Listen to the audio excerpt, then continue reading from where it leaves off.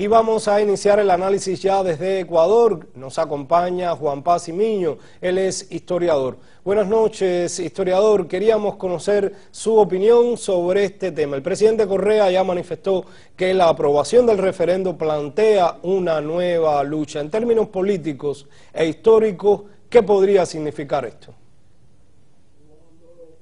Buenas noches. Desde el año 2007 se ha iniciado en el Ecuador un nuevo ciclo histórico. En ese ciclo histórico, hacer una consulta para reformas constitucionales y para otro tipo de reformas legales es un paso adelante. No hay que verlo como un retroceso. Y es un paso adelante porque se está consultando al pueblo con el mismo derecho que establece la Constitución, que es el de la democracia directa. Importantísimo que la población, por consiguiente, se pronuncie soberanamente sobre 10 preguntas que han sido planteadas por el presidente y que han sido admitidas por la Corte Constitucional como preguntas evidentemente constitucionales.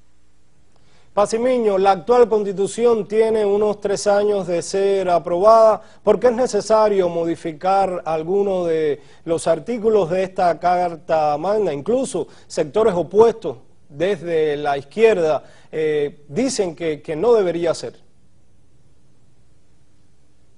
Algunos sectores consideran que la Constitución del año 2008 de Montecristi no debería ser topada porque tiene exactamente pocos años de vigencia. La Constitución no es algo sagrado.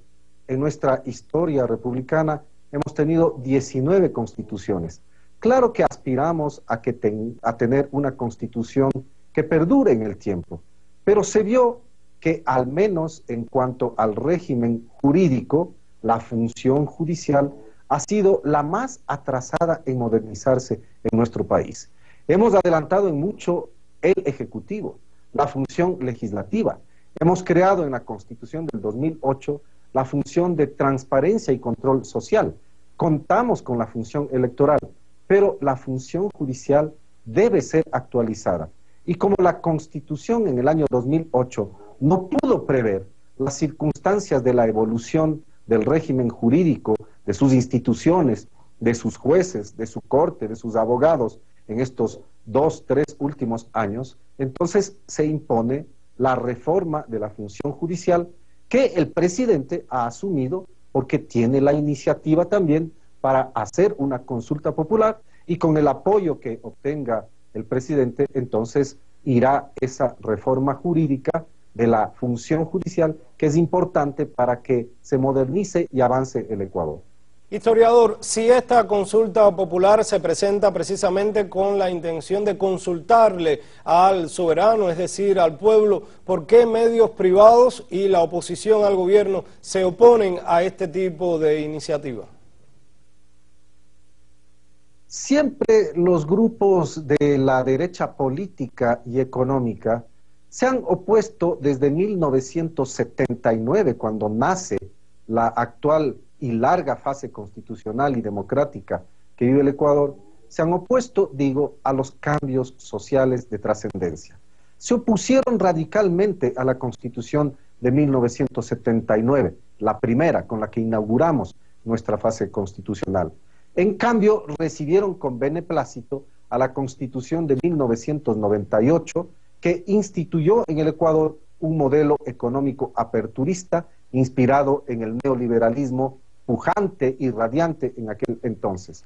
Como desde el año 2007, con el proceso de la Asamblea Constituyente, la Constitución, la elección del presidente Correa, la toma del poder político por parte del presidente, la movilización ciudadana a favor de un cambio radical en el Ecuador, la profundización de esos cambios en una serie de aspectos, como todo ello ha afectado viejos y tradicionales intereses de esas derechas económicas y políticas, se producen las reacciones de ellos ante todo.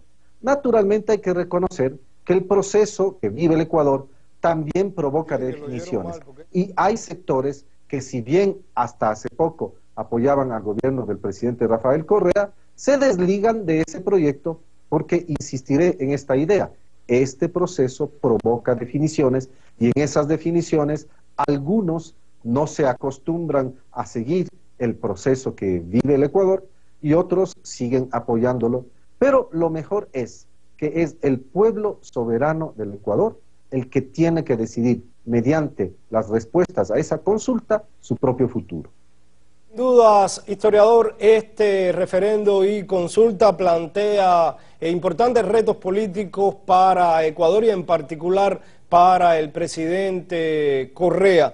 Incluso ya la propia Corte está debatiendo, el Consejo Nacional Electoral, el día de la fecha de este referendo. Hace pocos minutos terminó este consejo y no se ha decidido todavía la fecha, postergaron esto para mañana. ¿En qué medida puede ser tan importante el reto político e histórico que representa para Ecuador este tipo de consulta? Es un reto político en varios campos. Reformar la Corte Suprema de Justicia, reformar los jueces, reformar la forma en que se administrará la justicia, es uno de los retos. Otro de los retos, reformar el Código Penal para actualizar una serie de instituciones sobre la prisión preventiva o las medidas alternativas a la prisión preventiva.